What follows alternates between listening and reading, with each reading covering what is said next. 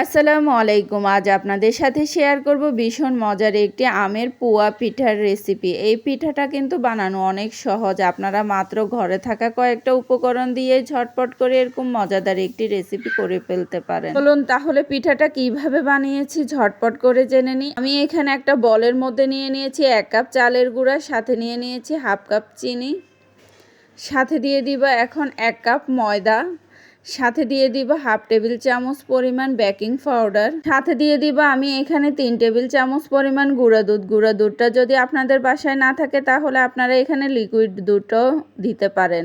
এইবার সবগুলো উপকরণ কিন্তু হ্যান্ড উইংস দিয়ে একটু ভালো করে মিশিয়ে নিতে হবে। মিশিয়ে নেওয়া তো শেষ, এখন আমি দিয়ে দিব 1 কাপ পানি। পানিটা দিয়ে কিন্তু আমি একটু ভালো করে হ্যান্ড উইংস দিয়ে সবগুলো উপকরণের সঙ্গে ভালো করে মিশিয়ে নেব। আমার ডোটা কিন্তু ভালো করে মিশানো হয়ে গিয়েছে। এখন এই পর্যায়ে দিয়ে দিব আমি এখানে, যেহেতু বলেছি আমের পোয়া পিঠা, তাহলে আম যদি না দিই তাহলে পিঠা হবে কিভাবে, এর জন্য আমি একটা আমের পিউরি পুরোটাই দিয়ে দিয়েছি। পুরোটা দিয়ে কিন্তু এখন একটা হ্যান্ড উইংস দিয়ে আবারও ডোটা ভালো করে মিশিয়ে নিতে হবে।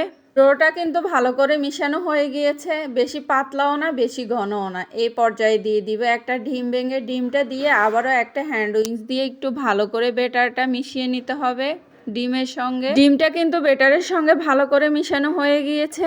চুলার মধ্যে কিন্তু আগেই বসিয়ে দিয়েছি গরম তেল, তেলটা গরম হয়ে আসছে। এখন দিয়ে দিব একটা একটা করে ডোটা দিয়ে কিন্তু আমি একটা একটা করে পোয়া পিঠা ভেজে নেব।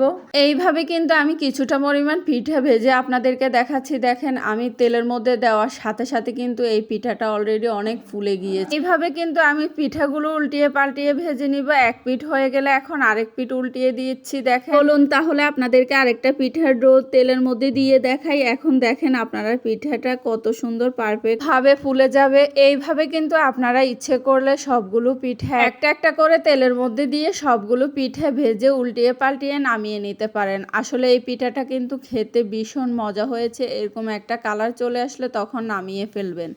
এই পিঠাটা কিন্তু অনেক মুচমুচে, খেতে কিন্তু ভীষণ মজা হয়েছে। তো আপনারা অবশ্যই বাসায় ট্রাই করবেন, আর রেসিপিটি কেমন হয়েছে অবশ্যই কমেন্ট করে জানাবেন। আর সবাই ভালো থাকবেন। আল্লাহ হাফেজ।